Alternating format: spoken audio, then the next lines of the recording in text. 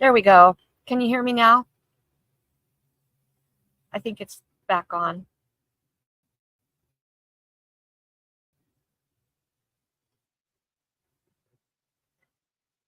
Well, I'm going to assume everybody can hear me. Hi, Grace, New York City. Welcome in. You're a new one for the channel. Thank you for joining me. I'm so happy you're here. Ronson, I'm glad you could be here. Thank you for joining me. Logan, I'm glad you're here. I had a few technical difficulties at the last minute, and I apologize for the delay. But I'm really, really glad that everybody is here. First of all, I am Karma with Lewis Acre Farm. I know that there are a few new people today, and so first of all, I just want to let you know that, oh, Grace Johnston, okay. I'm glad you're here. Just want to let you know, the title of my channel is Lewis Acre Farm. We don't actually live on a farm, but it is our endeavor to own a farm. However, we are incorporating a homesteader's lifestyle into park living, mobile home park living now, so that we can begin to enjoy the freedom of the homesteader's life now and learn some things that we need to know when we can eventually own our farm. So I just want to kind of clear that up. We've had a few people misunderstand, even though it's in our description of the channel, that we do not live actually on a farm. We do live in the country, but not on a farm. I dearly wish we did have a farm, but that's coming in time. I'm having trouble reading. My glasses don't work. Yes, most definitely it is a process. Jesse and Lisa, I am so glad. You're out of power again? Oh my goodness. Wow, that is awful. So, Jesse and Lisa, is it just that? Is it like the equipment failure? Is it people hitting power lines, transformers? Dee's Garden Adventure, thank you for being here. I'm so glad you're here. This is wonderful. Or do you even know what's causing all the power outages?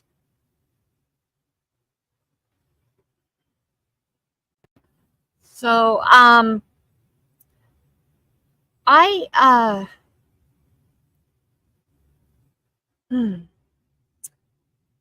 for those of you that follow me on a regular basis, you know that I put out a Thursday video, Thoughts for Thursday, and I was unable to do my video this last week.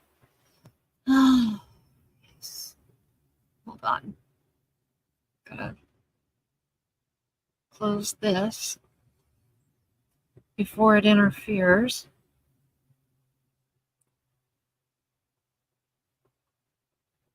Oh, all the trees around the power lines. Yep, that makes sense. I don't know what it's like in Texas, but here in Idaho, the power line, the linemen are constantly sending crews out to along the power lines. That it doesn't matter if it belongs on your property or not. They come in and they trim the trees around the power lines constantly. That's just something that they do throughout the year to keep the trees off the power lines. We don't have outages due to trees on the power line very frequently at all. But anyway, I didn't get my video out on Thursday because I took a very nasty spill Thursday morning when I was on my way outside, first of all, to help Logan with a project, and second, to do my video. I was behind on getting it recorded, and I needed to get it done Thursday morning. But instead, I did a face plant. I did a face plant in the living room. I landed first on my knees, and then I fell forward and smashed my face into the floor. And we have hard floors throughout the house. We don't have any carpeting except in our bedroom, and there's no padding under that anymore either. I did quite a number on myself. You can see my face. Thankfully, I don't have any black eyes, but yeah, I've been pretty uncomfortable. I was unable to do my video because of the pain that I was in. We had to leave Friday morning to go and see Logan's mom and stepdad and do some things for them and take them their new computer that our son built for them. And so I did not go and get checked out. I probably should have, but I'm trusting God to take care of whatever may or may not be wrong with me. And I am starting to feel better, praise God. But anyway, the reason I bring this up is because today's topic is invisible disabilities. And I don't know if you are aware, you know, a lot of people who don't live with a disability or a loved one with a disability, they hear the term disability, or they see a handicapped spot, or the electric carts at a store, and they automatically assume that a disability is someone who requires a wheelchair, a cane, a walker, crutches. They automatically assume that is a disability.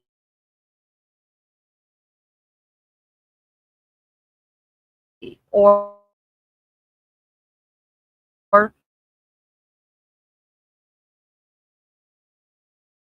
someone who has Down syndrome. Pardon the helicopter. Something that is very obvious to the eye. Yes, I know. I need to stop falling. You know, that's the first fall I've had, the first complete fall that I've had since 2006. So I think I'm doing pretty good. But no more falls, I agree. But people don't realize the extent of the invisible disabilities that we have. And I wanted to do today's live to talk about invisible disabilities. First of all, what are they? And also about awareness of invisible disabilities and what we can do to spread awareness And, some of the pitfalls of invisible disabilities. For myself, I have several disabilities that a lot of people don't even know about, that are very debilitating. Um, I'll be quite honest. I carry a cane in public. Now I'm carrying it because I'm losing my balance again, and I need it for balance. But I carry my cane in public not because I need it to walk, but because I need it for people to understand why I park in a handicapped parking spot. If they see something visible that indicates, oh, that person has a disability, they're not going to harass me for parking in a parking spot that I am legally allowed to park in. I shouldn't have to do that, nor should anybody else who has that blue card in their window or that little symbol on their license plate that says, you are disabled, a doctor has deemed you eligible for this license plate, for this blue card in your window. You should never, ever be questioned for parking in a handicapped parking spot. But it happens every single day. There are people who have invisible disabilities who,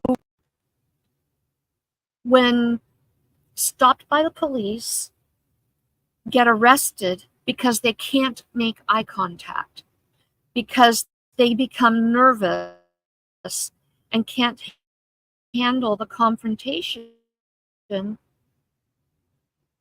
dealing with law. Leaving a store, don't realize what they've done is against the law and they need to stop. And a police approaches them and they panic. And they get arrested and then they fight because they're scared. So then they become combative and they're slapped with resisting arrest. They're slapped with may have been petty theft. Then it becomes resisting arrest. Then it becomes assault on an officer, all because they have an invisible disability. So I want to tell you about, first of all, some of my disabilities as it relates to my fall. I have fibromyalgia, which a lot of you probably know a lot about because you probably have it. Yep, diabetes is a disability that can be very debilitating. I know I think these helicopters that are flying around here today are interfering partly with my signal. I am right close to the house today. I didn't go sit out under the tree. It shouldn't be interfering, except for today we have the helicopters, which we don't normally have interfering with the live. And they're very active again, and I don't know why. It happens sometimes. But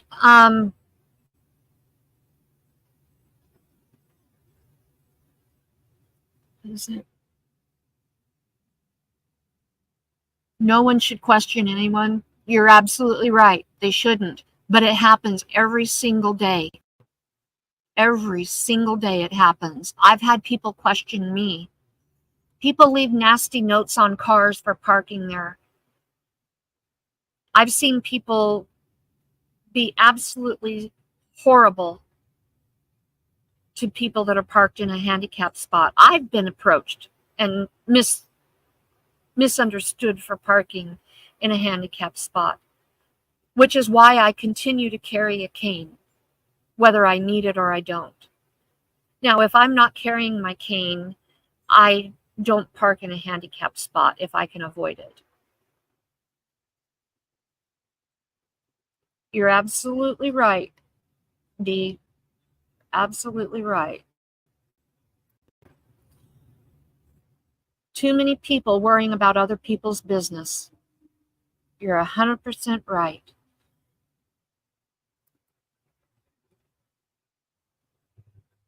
So I have fibromyalgia. I have chronic pain syndrome. I have osteoarthritis. I also have a disease called complex regional pain syndrome. Now, complex regional pain syndrome, it affects the sympathetic nerve bundle in your body.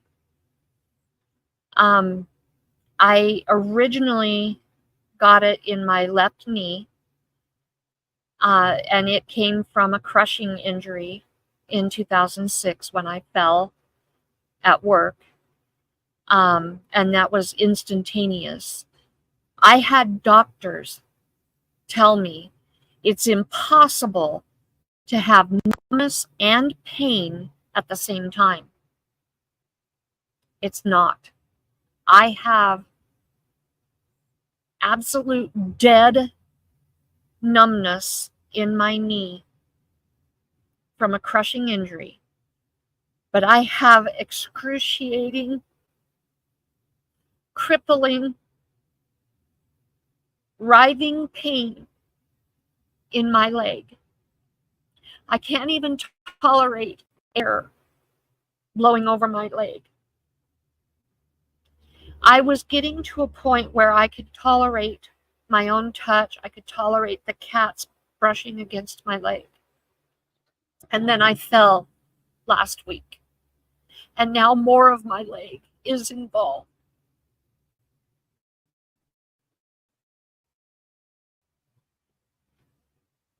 CRPS is known as the suicide disease because some people have it so bad that they can't eat, they can't sleep, they can't do anything, they can't have clothing touch their body. And it's from the top of their head to the soles of their feet. And their only hope, their only, in their head, they think their only out is death. And so they commit suicide. I've never been to that point. I have relatively mild CRPS. That in my leg happened in 2006. I was in a automobile accident and injured my right arm. And the other type of CRPS is a gradual onset. And that's what I've developed in this arm. And it's painful for me to have people come up and lovingly reach out and pat me on the arm, want to squeeze my arm, want to shake my hand. I can't hold the steering wheel and feel the vibrations of the car. I can't hold a mixer, an electric toothbrush to brush my teeth with my right hand. The vibrations send me into orbit. Laying on my right side is painful. But if I get out of my vehicle and go into a store, nobody knows about those pains that are debilitating, that makes it difficult for me to walk. They don't know about that. So the reason I tell you about this disease, first of all, is to bring awareness, but also because there is an organization that I want to tell you about that is absolutely amazing, that is doing a work not only in the United States, but they are trying to bring awareness to the world They want this to become a worldwide movement. And I want you to be aware of it also.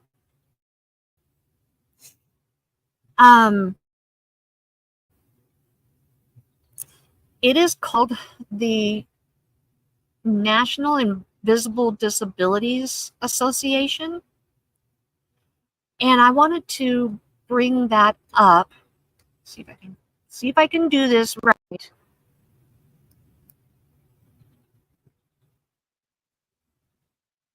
Oh, come on. Let me add it. There we go. The Invisible Disabilities Association. And I want to tell you about this organization because what they are doing is absolutely amazing. Now, physical disabilities, like I've talked about, are not the only disabilities, invisible disabilities, that would qualify for what they are doing. Mental health disabilities are just as real and just as important. We can talk about schizophrenia, depression and anxiety, autism. Autism's a big one. There was a gentleman who was arrested for drunk driving because he wouldn't look at the officers who pulled him over when he was trying to hand them his information. He was removed from the vehicle and arrested drunk driving, or arrested for drunk driving because he wouldn't look at the officers and he became very anxious and nervous. That's bogus. He should never have been treated that way. It was autism that prevented him from making eye contact. There needs to be a system in place for people with these different invisible disabilities to let them know in a non-threatening way, and for these people that are in authority to understand when they see this whatever and understand, okay, this person has a disability, I need to handle them differently. And so that's what this organization has done. And I wanted to show you this website. There's all different kinds of things that they're doing. And they're trying to get legislation to go through in every single state so that they have a national symbol. See if I can.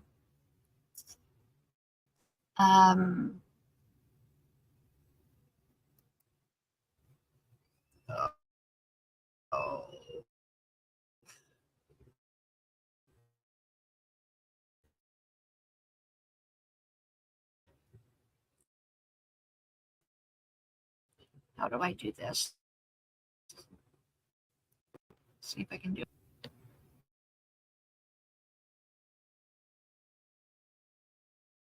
And your purchase price goes to helping to support the program. This little symbol right here, they're trying to make it disabilities. They're using the handicap blue and white with the eye in the shape of a person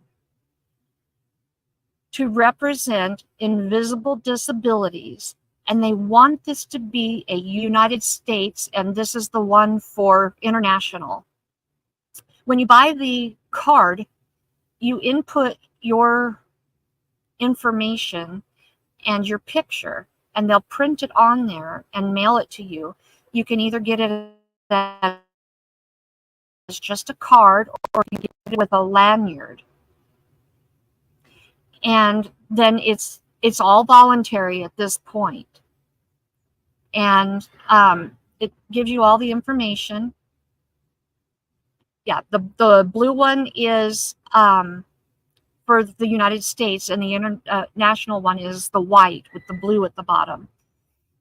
It gives you all that information, and they can scan it and get your information, your name, your address, etc. But your disabilities are all kept private. All this does is let the authorities know that you do indeed have an invisible disability. Now, let me see if I can find.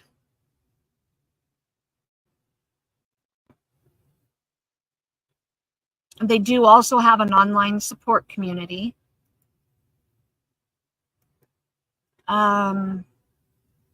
They have a very large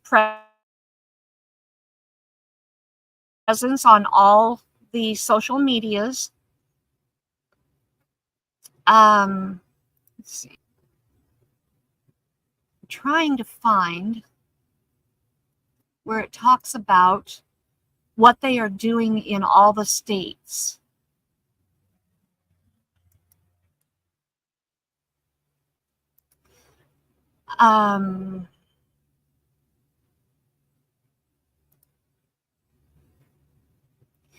There are 2 states so far that have made it a part of legislation.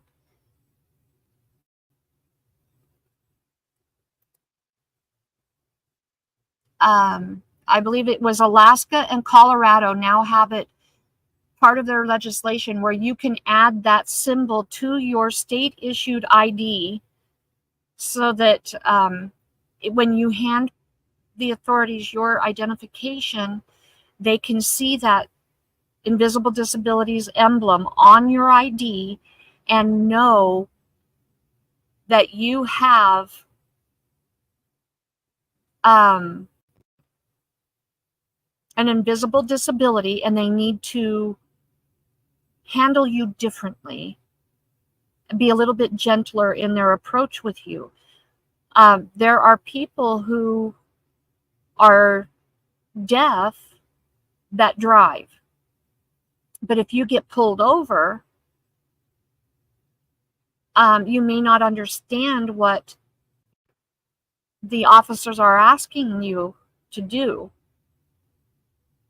And so if you don't do exactly what the officer asks you to do, then they may handle you pretty rough and you don't understand what's going on. But if you show them that you have an invisible disability, well, then they would know to either get an interpreter or figure out what your disability is so that they can handle you the way they need to handle you. And I don't mean handle in the roughest sense of the term. I mean approach you in a different way, approach you in a better way. I can't find the link now.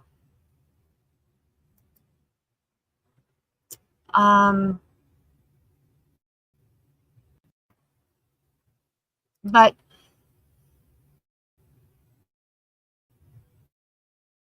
they are, I wish I would have saved that page, and I didn't think to do it. But here's all their different social media presence out there that you could hook up with them.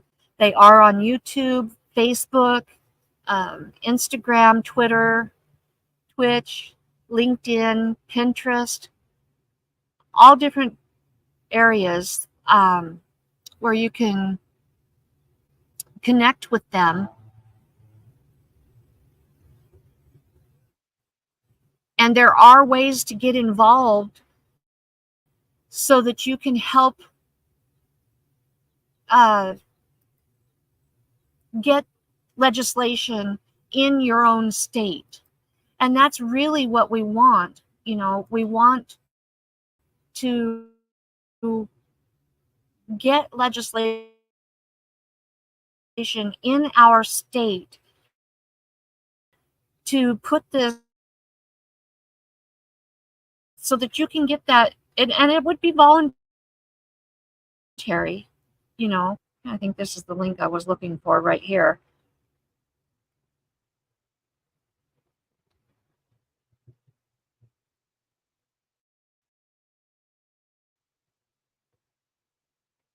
You can become a sponsor of a legislation.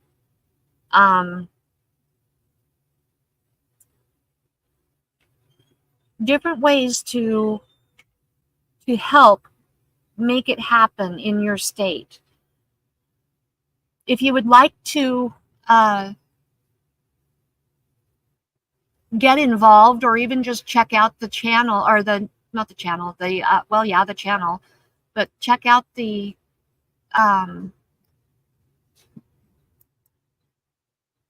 page. I'll put that down here in the comments for you.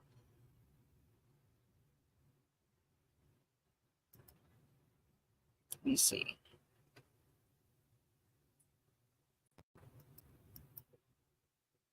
See if I can get that down there for you so that you can go and check out the page.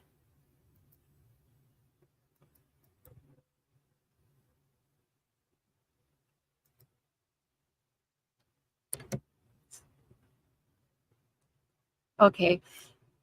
There is the link to the website if you want to go and check them out, and maybe see what you can do to help your state become one of the states that recognizes invisible disabilities. And maybe you don't have an invisible disability, but you know somebody who does, and this would help them to have more positive interactions with people of authority.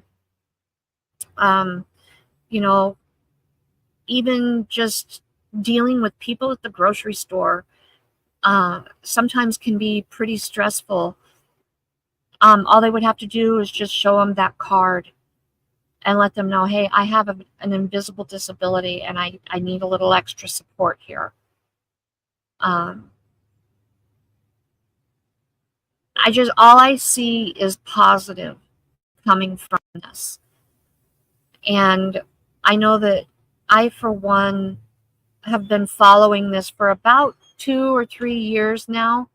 And I plan on getting one of these cards for myself. And I plan on seeing what I can do to support our state in getting legislation passed. I just feel like it's so important. I have 2 family members, at least, with autism and other mental health issues. And I feel like it's just one of many ways that I can help them. Think about your loved ones who may be in the early stages of dementia or Alzheimer's. You know, maybe the very, very early stages. If they had that, they could get extra help when they're going to the store or when they're out and about. Then people would know they need to use a little extra care with them. Anyway, so does anybody else have anything in regard to invisible disabilities that you'd like to share? What do you think about the Invisible Disabilities Association and what they're trying to do here? Sorry, I got to get a little close to be able to read.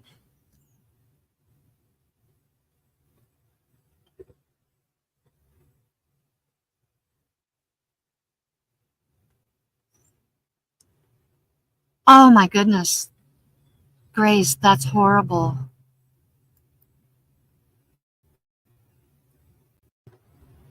That is horrible. I am so sorry. And see, I think that part of this program is to not only have the card available, but also to train the authorities to know how to handle people with invisible disabilities. It's more than just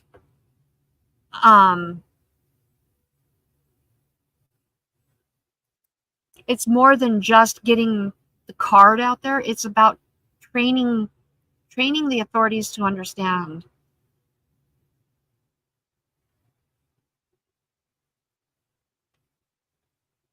Oh, Grace, I'm so sorry. My father-in-law is going through dementia right now, and he's not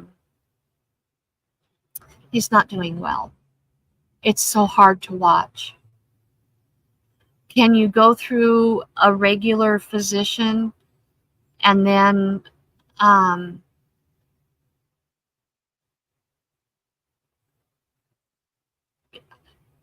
I know that my father-in-law has VA, but he also has Medicare, and Medicare is paying their portion, and then the things that they can get VA to cover, they will have VA cover, but Medicare is how they were able to get him diagnosed, and he's getting the majority of his treatment.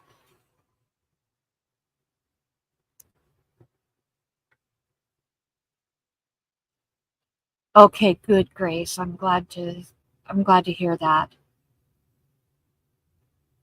I can tell you right now, watching my mother-in-law deal with this, it's very, very important for you to find support. There are some awesome support groups on Facebook. I know that my mother-in-law is in a couple, and if she didn't have that, I don't know what she would do. You need a good, strong support system. It's going to be vital for you to have that.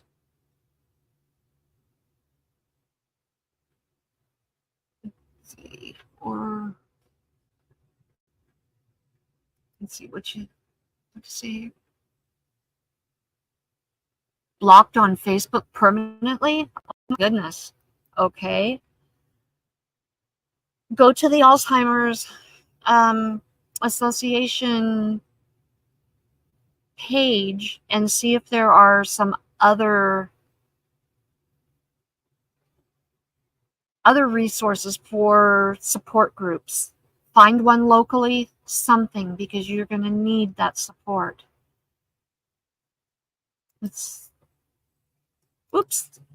did it again. Let's see.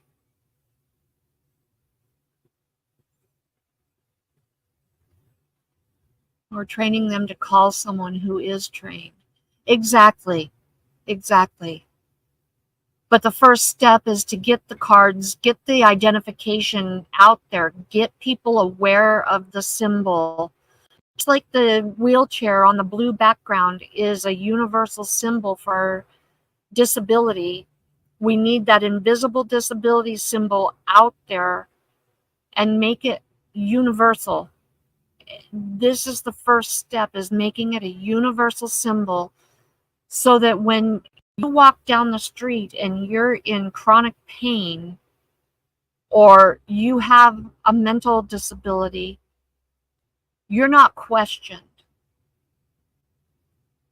You know, people become aware of that symbol and they understand what an invisible disability is. That's the first step. If you can get that in place, followed closely by the training. You know, the Americans with Disabilities Act didn't happen overnight, and I know this isn't going to be an overnight thing, but we have 50 states, and of those 50 states, we have two that understand the importance of supporting those of us with an invisible disability. That's sad. That is truly sad. Mental disabilities, mental health has only recently become acceptable to talk about. And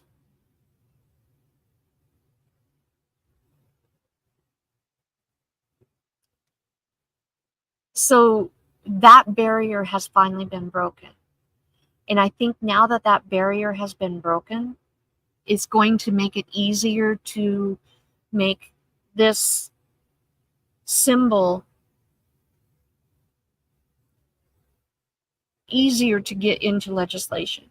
But it's going to take those of us who have these universal or have these invisible disabilities, it's going to take us getting out there and being a voice and being proactive and having our loved ones be our voice and being proactive to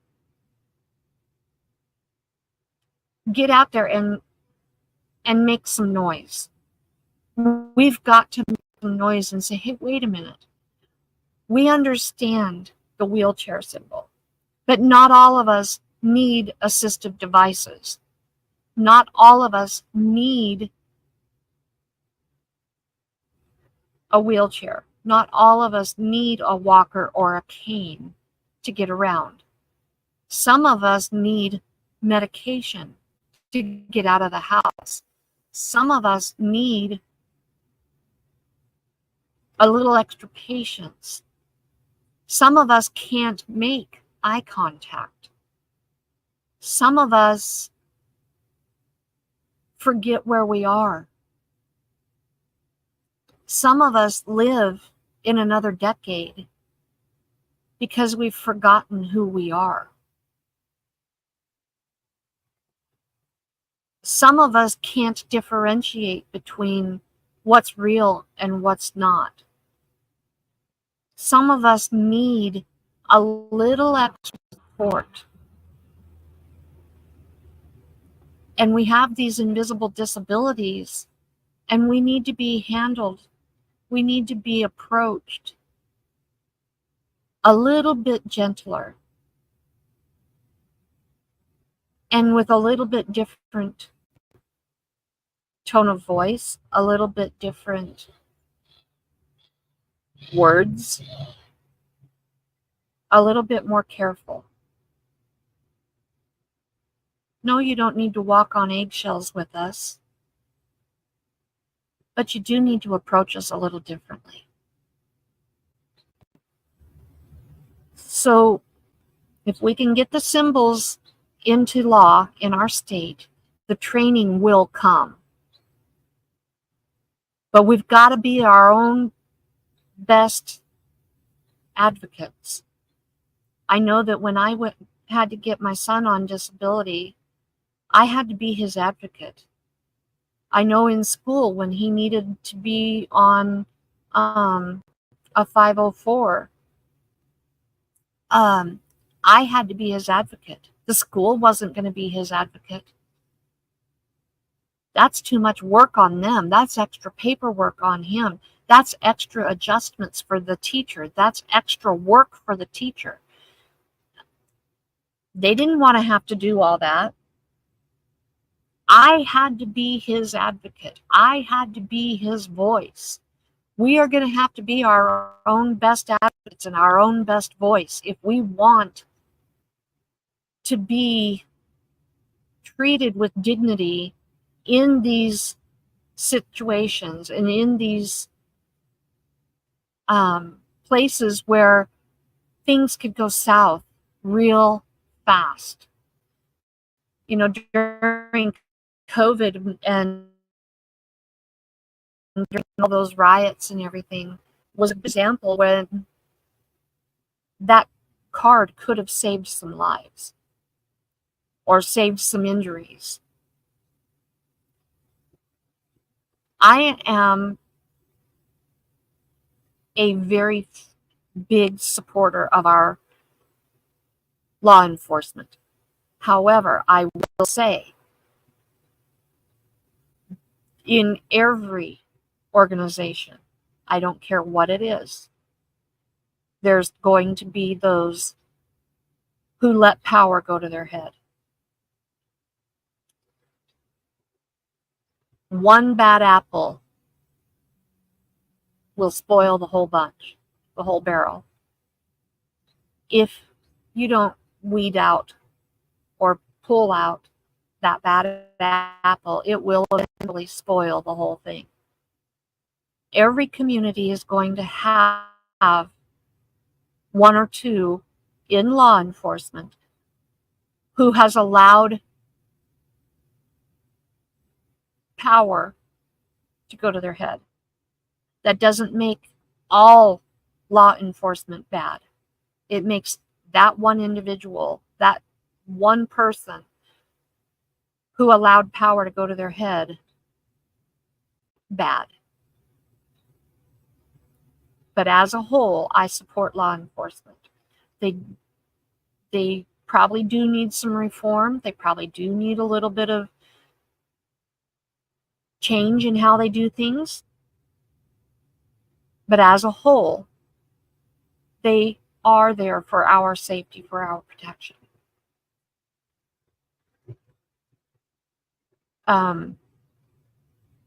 During COVID was an exceptional time. I can only imagine what it must have been like for them. They had it coming at them from all sides, plus the fear of getting ill and taking it home to their families and not knowing really what the truth was. I wouldn't have wanted to be an officer in that time. But that's another discussion. I want our community of people with invisible disabilities to be able to thrive and not fear law enforcement, not fear leaving the house for fear of being attacked or mistreated in public. I really want our community to feel comfortable going out in public. And that's why I wanted to bring this information to you about the Invisible Disabilities Association. So I hope this has been encouraging for you. I hope you guys can see my friends, the dragonflies that are coming over here. They are really being friendly at the moment. I'm hoping to catch one or have one land on my finger so I can show it to you.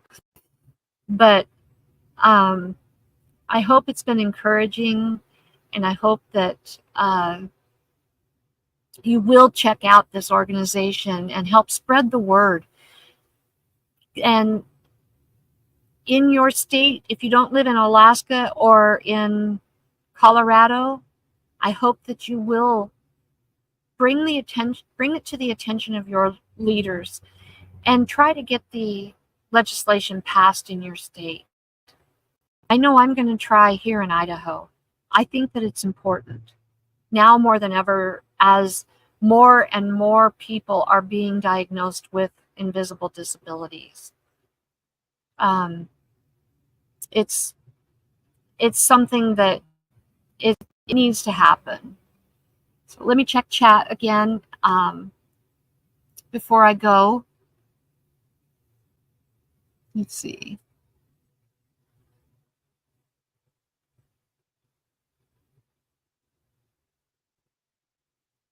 Oh, yes, I am so glad we're no longer part of the education system too, Grace.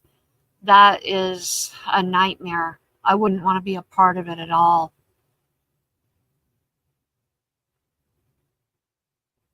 Thank you so much for sharing that information, Grace. I really appreciate it. I appreciate it so much. And I hope you're able to get your husband in for that MRI and get him some help.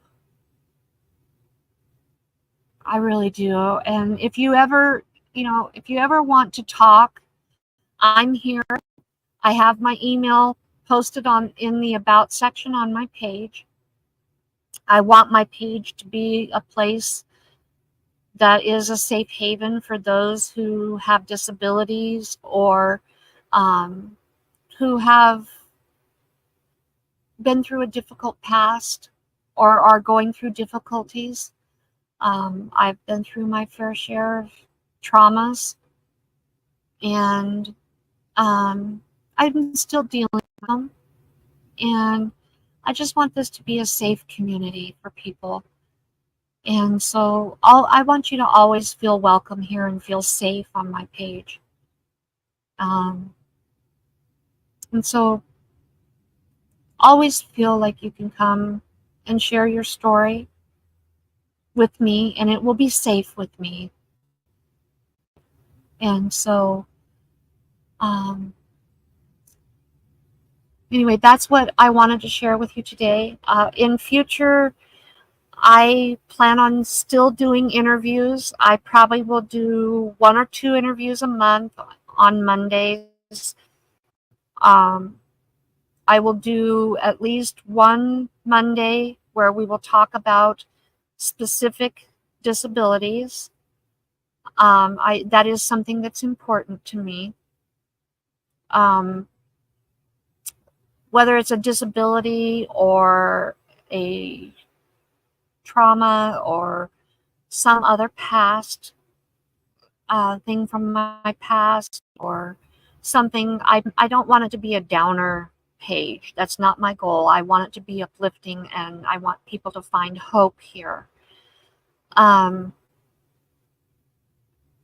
one Monday a month will be along those lines, and then another Monday will be about some other random topic. But I've kind of decided that will be the direction of my Monday meetings. I am having a little difficulty getting some interviews lined out, but I know I can do at least a couple a month. So I just kind of wanted to give you that little bit of information before we go. And I will have a Thursday video out this week. I am feeling a lot better. Shades of Gray, I'm so glad you made it. We are kind of wrapping up right now, but please do go back and watch the replay. I think this was a pretty important message today. And so anyway, please share this out with as many people as you can. I think this is definitely one that is important to share out. I know that we all have people, loved ones that have invisible disabilities. And I think together as a community, we can affect change for the better.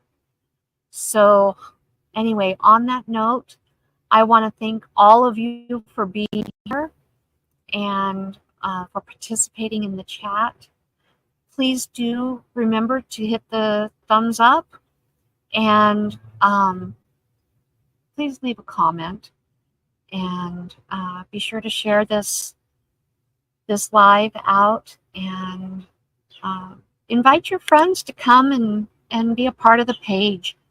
I foresee some good things happening here, and I'm just so excited about the future of the page. So on that note, I will again say thank you for being here.